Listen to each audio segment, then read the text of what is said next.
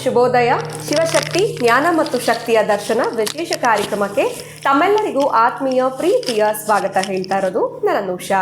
ಮೊದಲನೇ ಬಾರಿ ನಮ್ಮ ಚಾನೆಲ್ ವೀಕ್ಷಿಸ್ತಾ ಇದ್ದೀರಾ ಅಂತಂದ್ರೆ ಈಗಲೇ ಚಾನೆಲ್ನ ಸಬ್ಸ್ಕ್ರೈಬ್ ಮಾಡಿ, ನಮ್ಮ ವಿಡಿಯೋಸ್ನ ಲೈಕ್ ಮಾಡಿ. ಇನ್ನು ಪ್ರತಿನಿತ್ಯ ನಮಗೆ ಹಲವಾರು ವಿಚಾರಗಳ ಬಗ್ಗೆ ಮಾಹಿತಿ ಮಾರ್ಗದರ್ಶನ ನೀಡುವಂಥ ಈಶಾನ್ಯ ಕಾಳಿ ಉಪಾಸಕರಾಗಿರುವಂಥ ಶ್ರೀಯುತ ಪ್ರವೀಣ್ ದೀಕ್ಷಿತ್ ಗುರುಜಿಯವರಿದ್ದಾರೆ. ಗುರುಜಿಯವರನ್ನ ಕಾರ್ಯಕ್ರಮಕ್ಕೆ ಸ್ವಾಗತಿಸೋಣ. ನಮಸ್ತೆ ಗುರುಗಳೇ, ಕಾರ್ಯಕ್ರಮಕ್ಕೆ ಆತ್ಮೀಯ ಸ್ವಾಗತ. ನಮಸ್ಕಾರ. ಯಾ ದೇವಿ ಸರ್ವಭೂತೇಷು ಶಿವಶಕ್ತಿ ರೂಪೇಣ ಸಂಸ್ಥಿತ ನಮಸ್ತಸ್ಯೈ ನಮಸ್ತಸ್ಯೈ ನಮಸ್ತಸ್ಯೈ ನಮೋ ನಮಃ. ಗುರುಗಳೇ, ಈ ಸಂಖ್ಯಾಶಾಸ್ತ್ರ ಅಂತಂದ್ರೆ ಇದನ್ನ ನಾವು ಯಾವ ರೀತಿ ಪರಿಗಣಿಸಬೇಕಾಗತ್ತೆ, ಇದಕ್ಕೆ ಎಷ್ಟು ಮಹತ್ವವನ್ನು ನೀಡಬೇಕಾಗತ್ತೆ ಸಂಖ್ಯೆಗಳಿಗೆ, ಈ ವಿಚಾರವಾಗಿ ಇವತ್ತಿನ ಕಾರ್ಯಕ್ರಮದಲ್ಲಿ ವೀಕ್ಷಕರಿಗೆ ತಿಳಿಸ್ಕೊಡಿ. ಖಂಡಿತವಾಗಿ ಬಹಳ ಒಳ್ಳೆ ಪ್ರಶ್ನೆ. ಜ್ಯೋತಿಷ್ಯ ಅಂತ ಬಂದಾಗ ಒಂದೊಂದು ರೀತಿಯ ಜ್ಯೋತಿಷ್ಯದಲ್ಲಿ ನಾನಾ ವಿಧವಾದ ಜ್ಯೋತಿಷ್ಯಗಳನ್ನು ಹೇಳ್ತಾ ಬರ್ತಾರೆ. ಅದರಲ್ಲಿ ಸಂಖ್ಯಾಶಾಸ್ತ್ರ, ತಾಂಬೂಲ ಶಾಸ್ತ್ರ, ಈ ರೀತಿಯಾಗಿ ವಿಧ ವಿಧವಾದ ಶಾಸ್ತ್ರಗಳನ್ನು ಹೇಳ್ತಾ ಬರ್ತಾರೆ. ಅದರಲ್ಲಿ ಸಂಖ್ಯಾಶಾಸ್ತ್ರ ಅಂದರೆ ಏನು? ಒಂದು ಸಂಖ್ಯೆಯನ್ನು ಬರ್ಕೊತೀರಾ, ಇಲ್ಲ ಎಷ್ಟೋ ಗುರುಗಳು ಹೇಳ್ತಾರೆ ಈ ಸಂಖ್ಯೆ ನಿಮಗೆ ಬಹಳ ಒಳ್ಳೆಯದನ್ನು ಮಾಡುತ್ತೆ, ಆ ಸಂಖ್ಯೆ ಮೇಲೆ ನೀವು ಯಾವುದೇ ರೀತಿಯ ಕೆಲಸಗಳನ್ನು ಮಾಡಿದಾಗ, ಇಲ್ಲ ಒಂದು ನಂಬರ್ ಪ್ಲೇಟು, ಏನು ಗಾಡಿಗೆ ನಂಬರ್ ಪ್ಲೇಟ್ ಹಾಕ್ಸ್ಕೋಬೇಕು ಅಂದರೆ ಗುರುಗಳೇ ಯಾವುದು ನಮಗೆ ಬೇಕಾಗಿರೋ ಸಂಖ್ಯೆ ಅಂತ ಕೇಳ್ತಾರೆ. ಲಕ್ಕಿ ನಂಬರ್ ಯಾವುದು ಅಂತ ಎಷ್ಟೋ ಜನ ಕೇಳ್ತಾರೆ. ಸಂಖ್ಯಾಶಾಸ್ತ್ರ ಅಂತ ಬಂದಾಗ ನೀವು ಬಹಳ ಮುಖ್ಯವಾಗಿ ತಿಳಿಬೇಕಾಗಿರೋದು, ಆಯಾ ನಕ್ಷತ್ರಕ್ಕೆ ಆಯಾ ರಾಶಿಗಳಿಗೆ ಕೆಲವೊಂದು ನಂಬರ್ಗಳು ಬರುತ್ತೆ. ಆ ನಂಬರ್ ಬಗ್ಗೆ ಆ ಸಂಖ್ಯೆಯ ಪ್ರಕಾರವಾಗಿ ಅವರು ಆ ಜ್ಯೋತಿಷಿಗಳನ್ನು, ಅವರ ಒಂದು ಗುರುಗಳನ್ನು ತಿಳ್ಕೊಂಡು ನಮ್ಗೆ ಯಾವ ನಂಬರ್ ಆಗುತ್ತೆ, ಯಾವ ಸಂಖ್ಯೆ ನಮಗೆ ಬರುತ್ತೆ ಅದನ್ನು ತಿಳ್ಕೊಂಡು ತದನಂತರ ಅವರು ಆ ಗಾಡಿಗಳಿಗೆ ನಂಬರ್ ಪ್ಲೇಟ್ನ ಈ ರೀತಿಯಾಗಿ ಹಾಕ್ಸ್ಕೊತಾ ಬರ್ತಾರೆ. ಕೆಲವೊಬ್ಬರು ಅದರಲ್ಲೂ ವಿಶೇಷವಾಗಿ ಇವಾಗ ನಿಮಗೆ ಏನು ಅಂತ ಬಂದಾಗ ಶುಕ್ರ ಅಧಿಪತಿ ಆಗಿರ್ತಾನೆ. ಶುಕ್ರ ಅಧಿಪತಿ ಆಗಿದ್ದಾಗ ಸಂಖ್ಯೆ 6 ನಾವು ಹೇಳ್ತೀವಿ. ಸಂಖ್ಯೆ 6 ಅಂದಿದ ತಕ್ಷಣ ಏನು, 6 ಅಂದಿದ ತಕ್ಷಣ ಏನಾಗುತ್ತೆ ಗುರುಗಳೇ ಅಂತ ಎಷ್ಟೋ ಜನ ಕೇಳ್ತಾರೆ. ನೀವು ಆ ಸಂಖ್ಯೆಯನ್ನು ಅಧೀನವಾಗಿ ಮಾಡ್ಕೋಬೇಕು. ಏನು ಅಧೀನ ಅಂದರೆ ಏನು ಅಂತ ಕೇಳ್ತಾರೆ ಎಷ್ಟೋ ಜನ. ಅಧೀನ ಅಂದರೆ ಏನು, ಅದ್ರ ಬಗ್ಗೆ ಏನಂತ ತಿಳ್ಕೊತೀವಿ. ಇವಾಗ ನಮ್ಮ ಒಂದು ಪಟ್ಟಣದ ಒಂದು ಪ್ರಕಾರವಾಗಿ ತಗೊಂಡಾಗ ದೇವಾಲಯಗಳಿರುತ್ತೆ. ಆ ದೇವಾಲಯಗಳಲ್ಲಿ ಪುರೋಹಿತರುಗಳು ಇರ್ತಾರೆ. ಎಲ್ಲ ರೀತಿ ಪೂಜೆ ಪುನಸ್ಕಾರಗಳು, ಮಂತ್ರೋಪದೇಶದಲ್ಲಿ ವಿಶೇಷವಾಗಿ ಆರಾಧನೆಗಳನ್ನು ಮಾಡ್ತಾರೆ. ದೇವಿಯನ್ನು, ಪರಮಾತ್ಮನನ್ನು ಆರಾಧನೆ ಮಾಡ್ತಾರೆ. ಆದರೆ ನೀವು ಹಳ್ಳಿಗಳ ಕಡೆ ಹೋಗಿರ್ಬೋದು. ಹಳ್ಳಿಗಳ ಕಡೆ ದೇವಾಲಯಗಳಿರುತ್ತೆ. ಅಲ್ಲಿ ಯಾರೋ ಒಬ್ಬರು ಪೂಜೆ ಮಾಡ್ತಾ ಇರ್ತಾರೆ.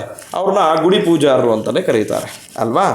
ಆ ಗುಡಿ ಪೂಜಾರರಿಗೆ ನೀವು ಏನಾರ ಅಂದ್ಕೊಳ್ಳಿ, ಅವ್ರಿಗೆ ಯಾವುದೇ ರೀತಿಯ ವಿದ್ಯಾಭ್ಯಾಸ ಆಗಿರಲ್ಲ. ಅವರು ತಲೆಮಾರುಗಳಿಂದ ಮಾಡ್ಕೊಂಡ್ಬಂದಿರ್ತಾರೆ. ಅವ್ರ ತಂದೆ ಆ ದೇವ್ರನ್ನ ಆರಾಧನೆ ಮಾಡ್ತಾ ಇರ್ತಾರೆ. ಇವಾಗ ಒಂದು ಊರು ಗ್ರಾಮ ದೇವತೆ ಪಟಾಲಮ್ಮ, ಆ ಪಟಾಲಮ್ಮನ ಆರಾಧನೆ ಮಾಡ್ತಾ ಇರ್ತಾರೆ ಅವ್ರ ತಂದೆಯಿಂದ ಮಗನಿಗೆ ಬರುತ್ತೆ, ಮಗನಿಂದ ಮೊಮ್ಮಗನಿಗೆ ಬರುತ್ತೆ. ಈ ರೀತಿಯಾಗಿ ವಂಶ ಪಾರಂಪರ್ಯವಾಗಿ ಮಾಡ್ತಾ ಬರ್ತಾ ಇರ್ತಾರೆ.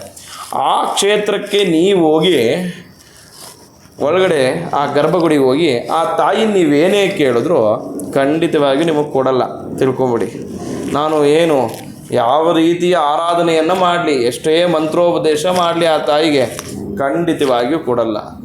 ಆ ದೇವಾಲಯದ ಪ್ರಧಾನ ಅರ್ಚಕರು ಅಂದರೆ ಆ ದೇವಸ್ಥಾನದ ಗುಡಿ ಪೂಜಾರರು ಅಂತ ಹೇಳ್ತೀವಲ್ಲ, ಆ ಪೂಜಾರಿ ಒಂದೇ ಒಂದು ದಳವನ್ನು ಆ ತಾಯಿಗೆ ಅರ್ಪಣೆ ಮಾಡಿ ಇವ್ರಿಗೆ ಈ ಕೆಲಸ ಮಾಡಿಕೊಡು ತಾಯಿ ಅಂದರೆ ಖಂಡಿತವಾಗಿ ಆ ಕೆಲಸ ಮಾಡಿಕೊಡ್ತಾಳೆ.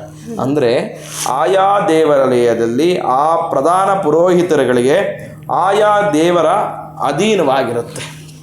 ಇವಾಗ ನಾನು ಬೆಳಗಿನಿಂದ ಅನುಷ್ಠಾನದಲ್ಲಿದ್ದು ಎಲ್ಲ ಪೂಜೆ ಪುನಸ್ಕಾರ ಮಾಡ್ತೀವಿ. ಮಾಡಿದ ತಕ್ಷಣ ನಾವು ಹೇಳಿದ ತಕ್ಷಣ ತಾಯಿ ನಮಗೆಲ್ಲ ಕೆಲಸ ಮಾಡಿಕೊಟ್ಬಿಡ್ತಾಳೆ. ಆ ಕ್ಷೇತ್ರಕ್ಕೆ ಹೋಗಿದ ತಕ್ಷಣ ನಾವೇ ಗರ್ಭಗುಡಿಗೆ ಹೋಗಿ ಆ ತಾಯಿನೇನು ಬೇಕೋ ಕೇಳ್ಕೊಂಬಂದ್ಬಿಡ್ತೀವಿ. ಖಂಡಿತವಾಗಿಯೂ ಇಲ್ಲ. ಆ ಕ್ಷೇತ್ರದಲ್ಲಿ ಪ್ರಧಾನ ಪುರೋಹಿತರು ಯಾರು ಇರ್ತಾರೆ ಅವ್ರನ್ನೇ ನೀವು ಹೋಗಿ ಕೇಳಬೇಕು. ಆವಾಗಲೇ ಆ ಕೆಲಸ ಆ ಕ್ಷೇತ್ರದಲ್ಲಿ ಮಾಡಿಕೊಡೋಕೆ ಸಾಧ್ಯ. ಅದೇ ರೀತಿಯಾಗಿ ಇವಾಗ ಆ ಸಂಖ್ಯೆ 6 ಅಂತ ಬಂದಾಗ ಆ ಸಂಖ್ಯೆಯಲ್ಲಿ ನಿಮಗೆಲ್ಲ ರೀತಿ ಶುಭ ಕಾರ್ಯಗಳಾಗತ್ತೆ. ಅಪ್ಪ 6 ಸಂಖ್ಯೆ ಬಂದರೆ ನಿಮಗೇನೋ ಒಂದು ಒಳ್ಳೆಯದಾಗುತ್ತೆ ಅನ್ನೋದು ಬರುತ್ತೆ, ನಿಮ್ಮ ಮನಸ್ಸಿನಲ್ಲಿ ಅಗಾಧವಾಗಿ ಕೂರುತ್ತೆ. ಮತ್ತು ಶುಕ್ರ ಅಧಿಪತಿ ಬಂದಾಗ 6 ಅಂತ ಹೇಳ್ತೀವಿ. ಆಗ ಆ ನಂಬರ್ನ ನೀವು ಎಲ್ಲಿ ಬರ್ಕೋಬೇಕು ಅಂದರೆ ಅಂಗೈಯಲ್ಲಿ, ಆಯಿತಾ, ಈ ಜಾಗದಲ್ಲಿ ಆ 6 ಬರ್ಕೋಬೇಕು. ಬರ್ಕೊಂಡು ನಮ್ಮ ಹೆಬ್ಬೆರಳಿನಿಂದ ಪ್ರತಿನಿತ್ಯ ನೀವು ಬೆಳಗ್ಗೆ ನಿಮ್ಮ ಕೆಲಸ ಕಾರ್ಯಕ್ಕೆ ಹೋಗೋಕ್ಕಿಂತ ಮುಂಚೆ ಯಾವುದೋ ಒಂದು ಒಳ್ಳೆ ಕೆಲಸಕ್ಕೆ ಹೋಗ್ತಾ ಇದ್ದೀವಿ, ಈ ಕೆಲಸ ಆಗಬೇಕು ಅಂದಾಗ ಆ ಸಂಖ್ಯೆಯನ್ನು ಬರ್ಕೊಂಡು ನೀವು ಪ್ರಾರ್ಥನೆ ಮಾಡ್ಕೋಬೇಕು. ಭಗವಂತನ ಮುಂದೆ ನಿಂತ್ಕೊಂಡು ಆ 6 18 ಬಾರಿ ಪಠಣವನ್ನು ಮಾಡಿ ನೀವು ನಿಮ್ಮ ಕೆಲಸಕ್ಕೆ ಹೋಗಿ. ಖಂಡಿತವಾಗಿಯೂ ಆ ಸಂಖ್ಯೆ ನಿಮಗೆ ಫಲಿಸುತ್ತೆ. ನೀವು ಯಾವುದೇ ಕೆಲಸವನ್ನು ಪ್ರಾರಂಭ ಮಾಡ್ತೀವಿ, ಕೆಲವರು ಅಂತಾರೆ ನಾವು ಯಾವುದೇ ಕೆಲಸ ಪ್ರಾರಂಭ ಮಾಡಬೇಕಾದ್ರೆ 9 ಪ್ರಾರಂಭ ಮಾಡ್ತೀವಿ ಗುರುಗಳೇ. ಹೌದಾ? ಆ 9 ಬರ್ಕೊಳ್ಳಿ, ಅವತ್ತಿನ ದಿನ ನಿಮ್ಮ ಕೆಲಸ ಪ್ರಾರಂಭ ಮಾಡಿ. ಯಾಕೆ ನಿಮಗೆ ಫಲಿಸಲ್ಲ ಅಂದರೆ ಅದನ್ನು ಅಧೀನವಾಗಿ ಮಾಡ್ಕೋಬೇಕು. ನೀವು ಸುಮ್ಮನೆ ಬರ್ಕೊಂಡಿದ್ದೀವಿ, ಒಂದು 10 ನಿಮಿಷ ಆಯಿತು, ಅದು ಅಳಿಸೋಗುತ್ತೆ ಅಲ್ಲೋದಲ್ಲ. ಆ 6 ಬರ್ಕೊಂಡು ಅದನ್ನು ನೀವು ಪ್ರಾರ್ಥನೆ ಮಾಡಬೇಕು. ಭಗವಂತನನ್ನು ಸಂಖ್ಯಾಶಾಸ್ತ್ರಕ್ಕೆ ಅಧಿದೇವತೆಗಳಿರ್ತಾರೆ, ಆ ದೇವತೆಯನ್ನು ಪ್ರಾರ್ಥನೆ ಮಾಡಿ ತದನಂತರ ಅದನ್ನು ನೀವು 18 ಬಾರಿ ಪಠನವನ್ನು ಮಾಡಿದಾಗ ಬೆಳಿಗ್ಗೆ ಸಂಜೆ ನಿಮ್ಮ ಎಲ್ಲ ಕೆಲಸ ಕಾರ್ಯಗಳು ಖಂಡಿತವಾಗಿಯೂ ಆ ಸಂಖ್ಯೆಯಿಂದ ನೆರವೇರುತ್ತೆ. ಖಂಡಿತವಾಗ್ಲೂ ಗುರುಗಳೇ, ಇನ್ನು ಸಂಖ್ಯಾಶಾಸ್ತ್ರದ ಮಹತ್ವ ಏನು, ವಿಶೇಷವಾಗಿ 6 ಮತ್ತು 9 ಸಂಖ್ಯೆಯ ವಿಶೇಷತೆಯನ್ನು ತಿಳಿಸ್ಕೊಟ್ಟಿದ್ದೀರಾ. ಧನ್ಯವಾದಗಳು ತಮಗೆ. ನಮಸ್ಕಾರ ಗುರುಗಳೇ. ಜೈ ಶ್ರೀಕೃಷ್ಣ.